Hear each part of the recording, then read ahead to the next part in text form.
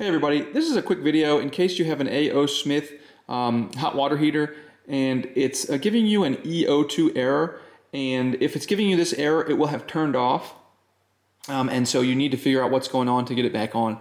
So what's going on here is that the E02 error happens when the water heater senses that the water is too hot, and so it will, as a safety mechanism, it will automatically turn off.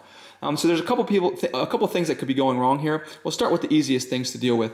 So the absolute easiest thing is you might just have the temperature set too high, and so it's really getting close to that, and then something happens and it goes over. So the first thing that I would try to do to get rid of this E02 error, because it will turn off, you have to reset it, and once you reset it, just turn it down and see if by just turning it down it doesn't stop this error from coming back.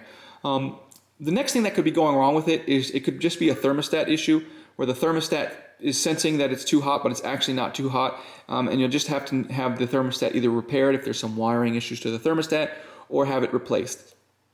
And then the final thing, that it could be a problem with the heating element itself. That could be something wrong, where the heating is short-circuited or something, where it stays on all the time, and so it keeps overheating the water.